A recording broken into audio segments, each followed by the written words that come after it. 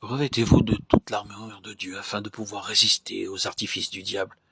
Ayant tout accompli, tenir ferme. Éphésiens 6, 11, 13. Ce passage, l'épître aux Éphésiens désigne nettement l'adversaire et nous initie au combat à soutenir lorsque, par la vie de résurrection qui agit en nous, nous sommes entrés dans le domaine spirituel. Fortifiez-vous dans le Seigneur, dit l'apôtre, dans la force de sa puissance. Éphésiens 6, 18. Ce conseil implique que ceux auxquels il s'adressait avaient cessé de regarder à eux-mêmes et de compter sur leur propre force. Effectivement, ils ont été vivifiés avec Christ et ils sont ressuscités avec lui. En lui, ils ont déjà pénétré dans les lieux célestes. Éphésiens 2, 5, 6. Il est donc assuré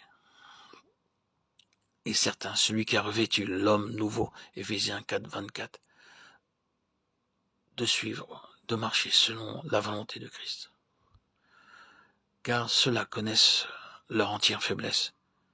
Comment marcheront-ils à la rencontre de l'ennemi? En revêtant l'homme nouveau, ils sont crucifiés avec Christ, et c'est Christ qui leur communique sa vie, instant après instant. Que doivent-ils faire? Faut-il combattre? Leur force sera de rester en Christ.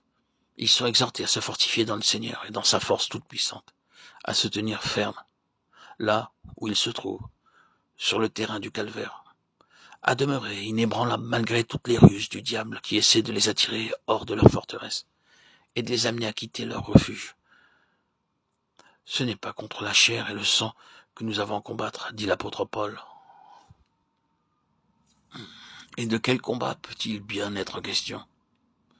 L'ennemi, Satan, esprit mauvais, attaque l'homme spirituel dans le domaine spirituel où il se meut maintenant. Il y attaque. Il étreint l'homme intérieur, qu'il essaie d'étouffer. Il lui livre de vraies batailles. En ces heures d'angoisse que l'apôtre nomme le jour mauvais, où l'enfant de Dieu est comme paralysé par Satan, et où combattre semble impossible, tout ce qu'il peut faire est de demeurer ferme, en refusant absolument d'être délogé de sa position en Christ, en résistant aux artifices et suggestions de l'ennemi. Bien qu'en ces heures douloureuses, il semble que ce soit aux hommes que nous ayons affaire, l'apôtre nous avertit que ceux-ci ne sont que des instruments, et que derrière eux, il y a Satan, que la lutte n'est pas contre la chair et le sang, mais contre le grand adversaire lui-même. Retranché en Christ, l'enfant de Dieu voit à l'œuvre l'esprit qui agit dans les enfants de rébellion, Éphésiens 2, 2, et parfois aussi dans les enfants de Dieu. Pierre, essayant de dissuader le Christ du chemin de la croix, nous en fournit un exemple. De même, Satan pousse David à l'action présomptueuse, en dehors de la volonté de Dieu.